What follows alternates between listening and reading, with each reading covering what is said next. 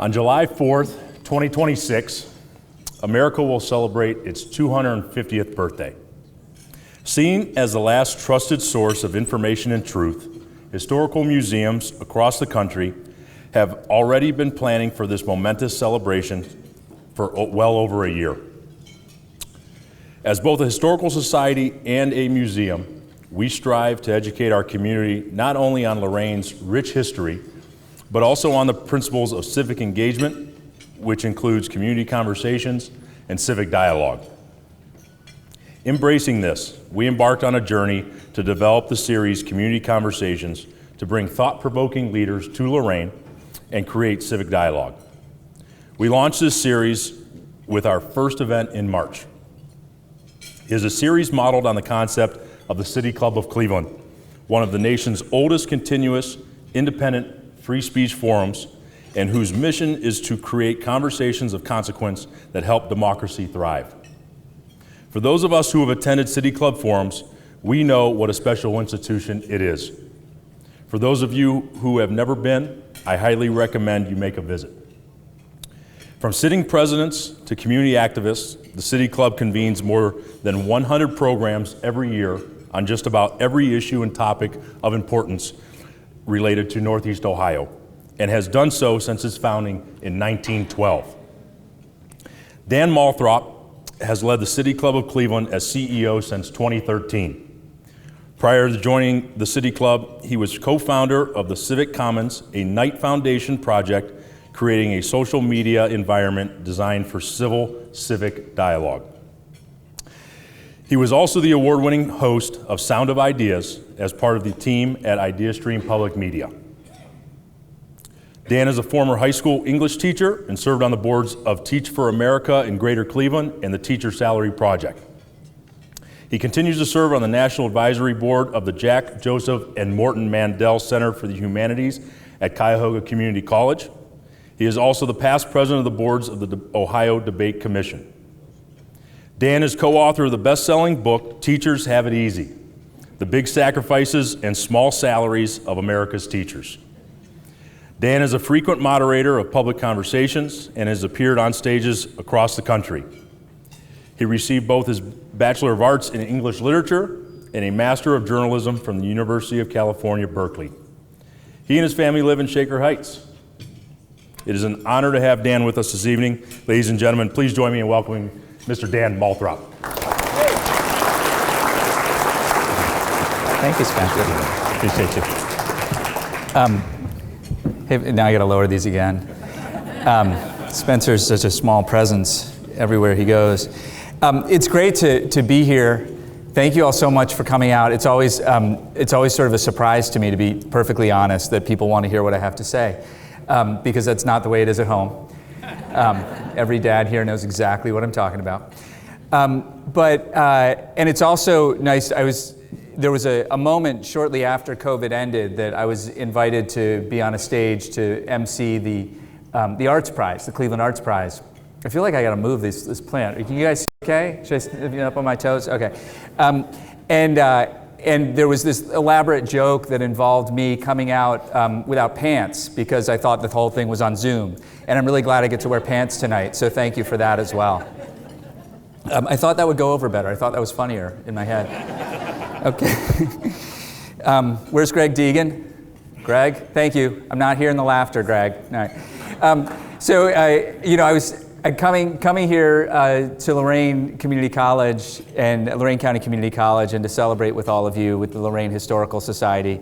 I was, the over-under in my head on people I would actually know was somewhere around half a dozen. And we're slightly over that, mostly because there are two Arredondos in the room who I know from way back.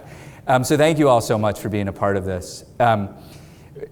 Spencer mentioned the City Club's mission to create conversations of consequence that help democracy thrive.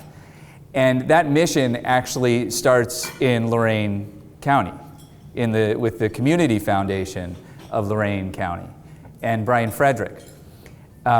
And I know probably 98% of you know Brian Frederick really well, and probably better than I do. But when I was working on Civic Commons back in around 2010 to 2013, I got to know Brian because of his involvement with the Fund for Our Economic Future. And Brian was a kind of informal advisor to us at the Civic Commons. And we were trying to do, use both social media as a tool for civic good, but also pair that with in-person, in real life, what we now call IRL civic engagement. And Brian used to use that phrase a lot. He wanted to create conversations of consequence. And we, in fact, convened one here at Lorain County Community College around a movie, a series of short films that the Community Foundation had funded. But that phrase, conversations of consequence, really stuck with me. So as we were going through a reiteration of the strategic plan at the City Club, probably now 8 or 9 years ago, we were grappling with our mission. And so many organizations, so many nonprofit organizations have these mission statements that were clearly written by a committee of very well-meaning people who each had a phrase they really wanted to make sure was included. And we were starting to head down that road, and I asked my board, I was like, can you guys just pump the brakes for a second? I'm gonna work on this. I got all the input, I'm gonna work on it, and I'll bring it back to you in a few weeks with a draft mission statement. And in doing that, I gave myself a chance to reflect and remember that the words of Brian Frederick and that idea of conversations of consequence. Because we have a lot of conversations in this world, but they're not always conversations of consequence. They're not always meaningful. And so I'm indebted, the City Club of Cleveland is indebted to Lorain, the community of Lorain County, for the wisdom of Brian Frederick. So he's not here, which bums me out, but you guys know him. Somebody's got his cell number. Text him right now. Give him a round of applause, yeah. I should just close with that. I think that's good, right? In all seriousness, I want to talk to you about, I felt like the charge that I was given by the team at the Lorain Historical Society, and Barb, thank you so much. Spencer, thank you so much for having me. This is really, really a joy. But in hearing them discuss this idea of these community conversations, I felt that part of my job is to kind of incentivize the participation in those community conversations and fire you all up a little bit about it. And I want to do that by talking about the past and the present and the future, just not in that order. I want to start with the future. So Spencer, you were saying the Lorain Historical Society is about 40 years old, but this is only your 11th annual meeting, and there's clearly a governance issue that was at the heart of things. But if you, I was thinking about, like, if you just, for a moment, like, and you noted too that we're going to celebrate the semi-quincentennial, right? Did I do that right, Barb? Is that what it is? 250 years. I was looking it up. It's the semi-quincentennial, the 250th anniversary of the founding of our great nation. But just think about 75 years from now. Like, take a moment and imagine Lorain County, Northeast Ohio, 75 years from now. And what kind of a community do you want to have? Some of us may still be here. Where are these young people? Yeah, there they are. There's some young people here, some young people at the table. You guys will still be here at the turn of the next century. Will this institution of higher education still be serving the community, right? It's a kind of an open question. What will be the story of the city of Lorain at that point in another 75 years? What will be the story of the state of Ohio? What will we be looking back? Will we be looking back at this moment as an inflection point when things, what I learned today is that the population of Cleveland is finally flattened out, maybe hopefully bottomed, right, and can start climbing again. And there are communities here. I believe Lorain County is on the rebound, and other parts of the North Coast are on the rebound as well. But what's the story that we're going to tell? We have immense opportunity in this part of the world. And when I think about the future, I think about two specific trends that I believe are shaping the future, and I think these are things that we don't talk about enough. One trend has to do with the way the climate is changing. And I'm not interested in arguing about who caused it, but just noting that it's happening. I learned today that the world of homeowners insurance, I bet there's at least 1 or 2 insurance salespeople here, insurance brokers here, right? And so if you own a home and you've tried to get homeowners insurance lately, it's a little different than it used to be. There are cities, small communities, like the kind that we have in Lorain County in Iowa, where you cannot get homeowners insurance because of the extreme weather events that are happening as a result of the changing climate. You literally can't get homeowners insurance. And that's a real threat, right? So that's just one piece of the changing climate. The other piece of the changing climate is that we have this extraordinarily lovely place, this mild, temperate, beautiful place on the Great Lakes here in Northeast Ohio. Whether you're in Lorain or Sandusky or Vermilion or Cleveland or even Menor, Spencer. It's beautiful here. Meanwhile, they've already had days over 100 degrees in Phoenix, Arizona this year. It happened a couple of weeks ago, their first triple-digit day. And if we all lived in Phoenix, Arizona, we would keep oven mitts in our car. And I'm not kidding, because you can't touch the steering wheel. People keep oven mitts in their car because they can't touch the steering wheel. And they keep them on the passenger seat because the glove box has a handle that gets too hot. So you wouldn't put the gloves in the glove box. You would keep them on the passenger seat so you can grab them and then actually drive while you crank the AC. It's terrifying to me. There are communities outside of Phoenix that no longer have access to municipal water because there's not enough municipal water to go around. They built these exurban communities and then assuming that they would always have access to the Colorado River and the aquifer, but Phoenix needs to preserve its resources, and it can no longer send water out to these exurban townships and unincorporated communities. So homeowners there, they may be able to get homeowners insurance, but they're also paying hundreds and hundreds of dollars every month to have water trucked in to fill cisterns in their backyards. So we don't have those issues here in Northeast Ohio. And I really believe that part of what we need to do as we think about the future is begin planning for the climate migration that's going to happen. And one of the reasons that it will happen is because of the Great Lakes Water Compact. Because that water is here. It's staying in the watershed thanks to some great colleagues of Rep. Miller's and thanks to some and similar counterparts in all the Great Lakes states and all the Great Lakes provinces. And the executives of those, the governors and premiers of those institutions, those states and provinces. So that's one trend that I think is super important for us to think about as we think about the future. And the other is workforce. Al and I were just talking before about the fact that here in Northeast Ohio, we don't have a jobs problem. We tend to tell ourselves, and we have told ourselves for the last 50 years, that we have a jobs problem, that all the jobs are leaving, the plants are closing, and all of that. And that was a real problem for a good long time.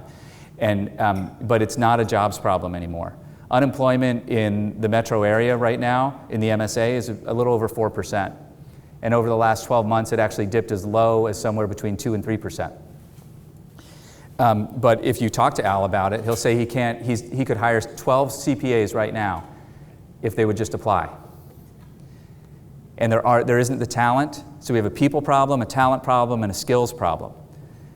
And we actually do, although the unemployment rate is really low, the challenge is there are a bunch of people, thousands in our region, who have opted out of the system entirely, opted out of employment entirely because of the various incentives in our economy that make it difficult, not worth their while, or just impossible for them to get transportation, childcare, the skills training that they need, and it's too risky.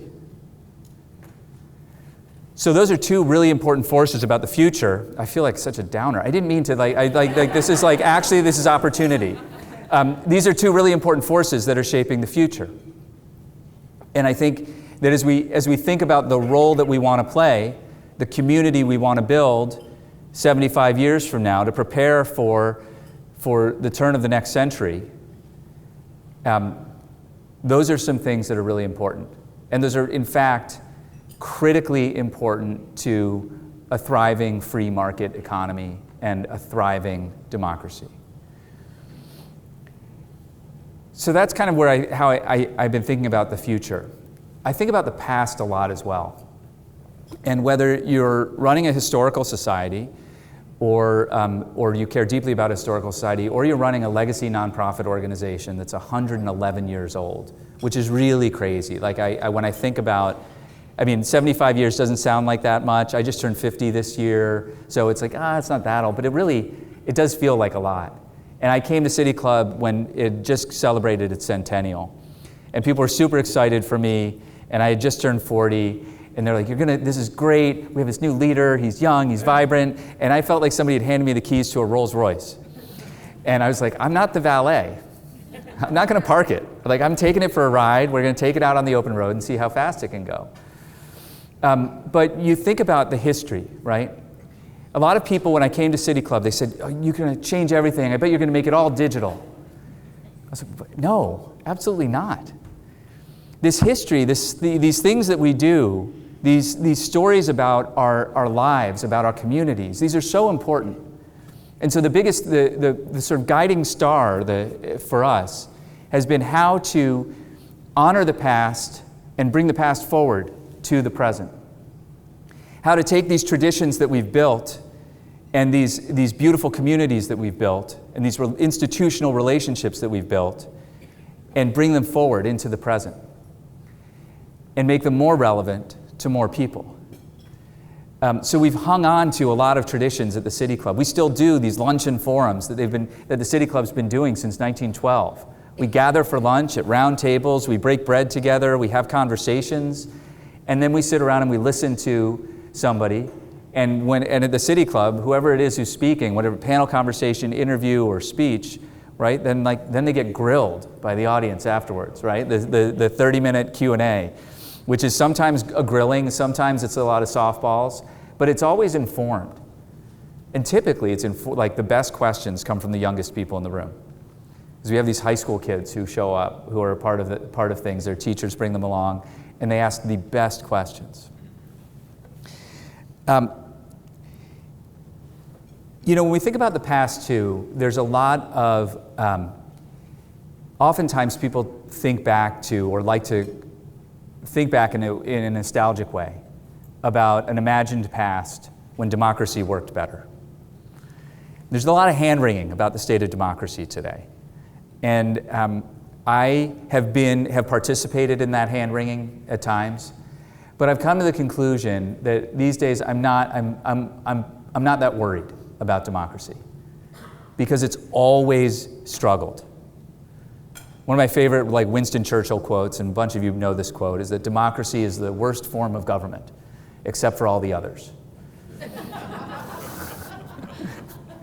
It's terrible. It's messy and difficult, and it requires you to really clearly express your beliefs, to argue with one another, and then to compromise. Like it's miserable work sometimes, right? But it's really important. It's also beautiful. It's also one of the greatest achievements of humankind. And it's a gift to be able to participate in democracy. And these institutions that we've built, sure, we all want to change them one way or another. We wish they would spend less money. We wish, in some ways, they would spend more money. We wish they would listen to constituents a little more. We wish they would listen to constituents a little less. Depends on the constituents, of course. But they work. These institutions work. We have 50 state legislatures that meet regularly to deal with the issues of the people. We have these city councils and county councils, boards of county commissioners, township trustees, people who gather to do the sacred work of making our communities function, making sure the roads get paved, the snow gets plowed. It's beautiful. And it's almost 250 years old in this country. And we need to hang on to that. So I bring this up because we are entering into this moment where the people on whichever side on either side are really worried that the other side is about to destroy democracy. And I've spent a lot of time with people on both sides, and I don't believe anybody really wants to destroy democracy in this country today. And even if somebody wanted to destroy democracy, our institutions are just too strong. They're way too strong. We're not in Hungary, we're not in Turkey, we're not in Russia. We're in the United States of America, and our institutions function really well, and our elections function really well, and that's something we can be proud of and something we can believe in. But I do think it's important to own all of our history. The state of Ohio is, I'm not from here, so, and I know like I gotta take my jacket off. It's really hot in here. If any of you need to take your jacket off, you should feel free. The state of Ohio, I'm not from here. I grew up in New Jersey. I was born in New York City. And so I moved here in 2005. And I come to a place like Ohio, and I'm like, what is this all about? When I got here, we were still a swing state. Do you remember that? Some of you remember that. And we, but I think the history is fascinating. All I really knew about Ohio, honestly, I didn't even know it was on the Great Lakes when I moved here. Like before I moved here, before I fell in love with the Clevelander, I just wasn't paying attention.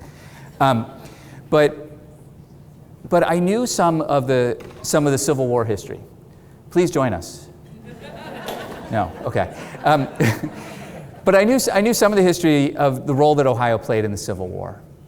And I've made it's become really important to me to learn more of it. And many of you may know this. Many of you may have visited Cincinnati and the Underground Railroad Freedom Center there. If you haven't, I really encourage you to go. It is extraordinary. And when you stand, there's a place at the Underground Railroad Freedom Center where on the second floor, the third floor, where you can walk out onto this balcony and look at the Ohio River and look across the river to Kentucky. And it's not that far. Oh, thank you. Thank you. Thank you very much. It's really not that far at all. And you can imagine parts of that journey. And when you dig into the history, you realize that there were Ohioans, people with names like Rankin and Parker and others, and Stowe and Beecher,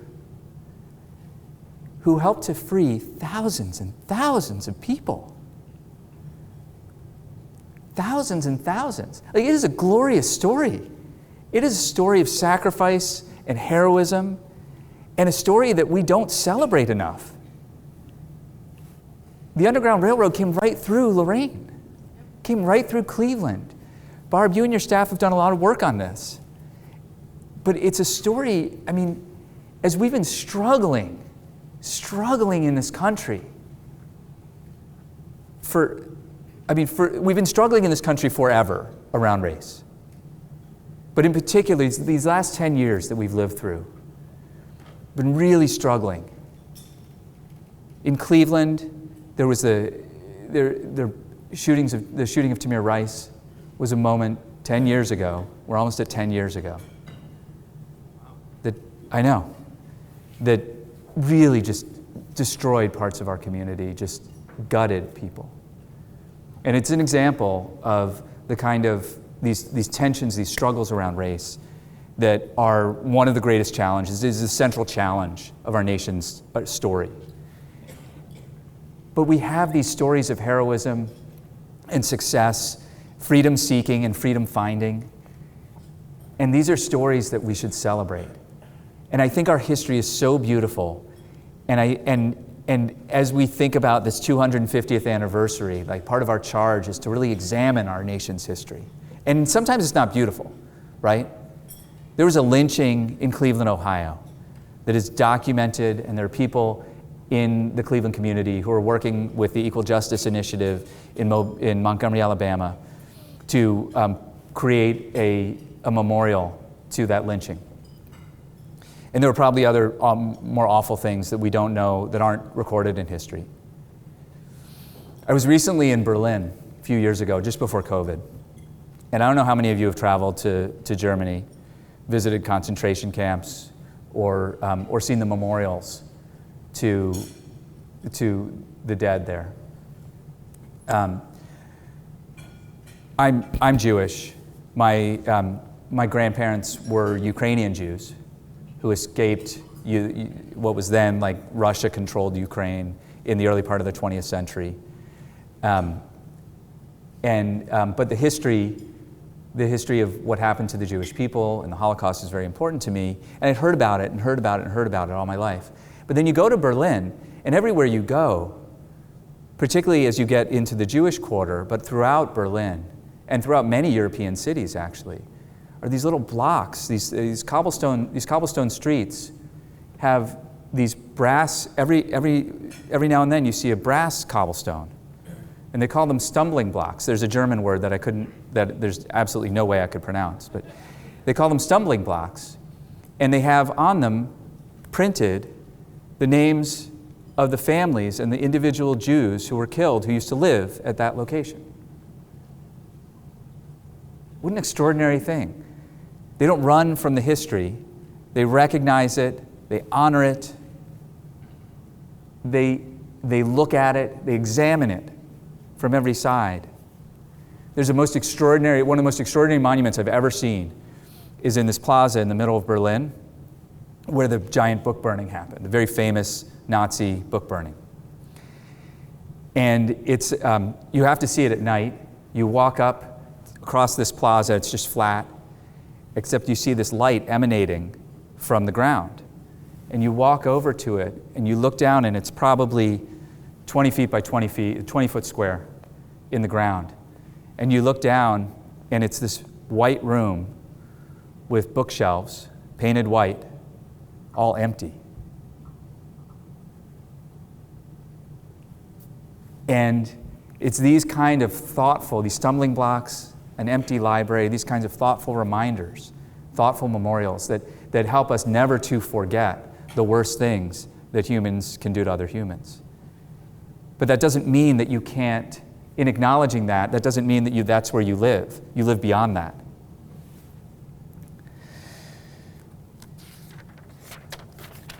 So then the question comes, I feel like I'm really bringing you guys down. I meant to have more jokes in this. All right. So what do you do with these ideas of the future and the past, and what do we do now? Right? That's the question.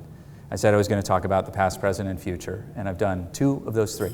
So here's how I think you deal with the present and deal in the present. And this is kind of what we strive to do at the City Club. First, and I mentioned this before, but I want to give you a very specific example of it. Honoring the past and bringing the past forward with you. Don't throw the babies out with the bathwater. Bring the babies along. As you're renewing and refreshing, find the things that can still guide you from the past. If you'll permit me, I want to share with you. I'm going to read off my phone for a second. I should have printed this out, but so be it. In 1916, Ralph Hayes, I guess I'm mostly on these mics, not on this one that was thoughtfully placed on my tie. Ralph Hayes had my job in 1916. He was the first paid executive of the City Club of Cleveland. It had been a volunteer organization up until that point. And one of the legacies that he left us with is the creed of the City Club. And I got to understand this and hadn't been exposed to it. I've been a member of the City Club from 2006 when I became a member when George W. Bush came to speak. And until, and I'm still a member today, but 2006 until I got the job in 2013. But I'd never seen the creed of the City Club. Nobody had ever talked about it. I talk about it all the time, but I'm going to read it to you right now. It's not that long, but it's beautiful. And if you go to church, creeds, you know the whole deal. But listen to this one. This is like a civic creed. I hail and harbor and hear persons of every belief and party, for within my portals prejudice grows less and bias dwindles. I have a forum as wholly uncensored as it is rigidly impartial. Freedom of speech is graven above my rostrum, and beside it, fairness of speech. I'm a product of the people, a cross-section of their community, weak as they are weak and strong in their strength, believing that knowledge of our failings and our powers begets a greater strength. I have a house of fellowship. Under my roof, informality reigns, and strangers need no introduction. I welcome to my platform the discussion of any theory or dogma of reform, but I bind my household to the espousal of none of them, for I cherish the freedom of every person's conviction, and each of my kin retains their own responsibility. This is my favorite line. I didn't need to tell you that, but whatever. But it's my favorite line. I have no axe to grind, no logs to roll. My abode shall be the rendezvous of strong but open-minded individuals, and my watchword shall be information, not reformation. I am accessible to people of all sides, literally and figuratively, for I am located in the heart of the city, spiritually and geographically. I am the city's club, the city club. I think that's a beautiful piece of writing. It's poetic. Thank you. Thank you. Thank you, Ralph Hayes. I'm so glad I don't have to write that's written for me. That in 1916, the board probably had one of these conversations like the one that we had that led to our revised mission statement. And then they were like, Ralph, figure it out, make it pretty. And he did. And he made it sing. And in our new home at Playhouse Square, we're actually going to put it up on the wall so that as you walk into the forum in the hallway, you'll see it right there.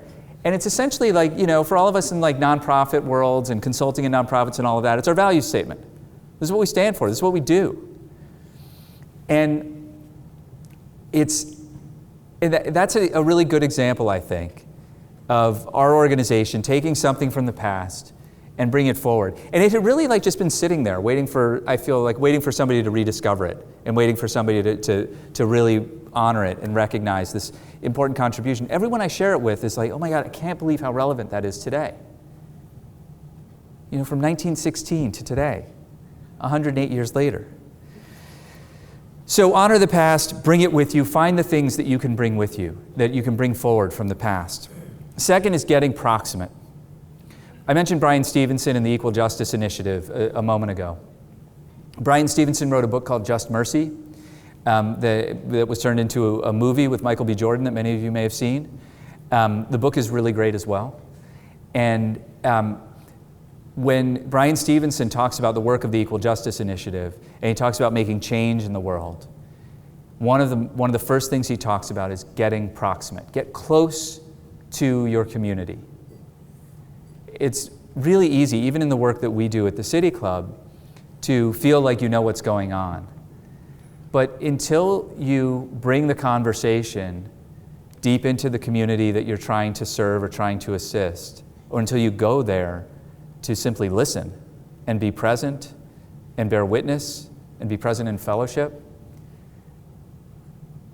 until you do that, you're not really able to do the work. Right? That's actually the work that needs to be done that prepares you and prepares a community for change. And it's that getting proximate that builds those bonds of affection, those bonds of kinship that we feel with one another, where your struggle is my struggle and your success is my success. So get proximate. Get close to the communities that you are trying to connect with, not just by inviting them in, but asking if they would invite you in. And finally, tell the story of what you're doing. And tell the story of the community you want to see and the story of the community as it's changing. I am a firm believer of the idea that we are the stories we tell ourselves about ourselves. And we need to tell better stories about ourselves. We need to get better at telling stories about ourselves. We have, as a nation, we're in the midst of this story about democracy dying. In Northeast Ohio, we still haven't shed the story of the last 50, 60, 70 years of economic decline. But in reality, here's something that will may shift your idea of what's going on. There are 33 public companies in Greater Cleveland, in the Cleveland metro statistical area. Did you hear this news? Do you know what I'm about to say? No? He's nodding like he knows what I'm going to say, but he doesn't actually but Spencer does because his boss put this index together. Bob Smith, Spencer's boss at Cerity Partners, had been tracking the performance of public companies, in Cleveland. And so there are 33 public companies in greater Cleveland, and they outperformed the S&P 500 in the last 14 years, from 2010 on. If you'd invested, $100 in the S&P 500, today it would be worth $650 or something like that. If you invested just in these 33 publicly traded Cleveland-based companies, you'd have a greater than 8x return, about $872. That $100 would have turned into $872. You would not, if somebody said Cleveland's companies are outperforming the S&P 500, you'd be like, that's terrible, that's not true, no way. But it's true. So tell the story. There are these great things happening. We need to tell those stories. It is sad, it is a terrible thing that Ford closed the plant, right? But we can move on. And there's some great things happening in this state. And great things happening in Lorain County and the city of Lorain.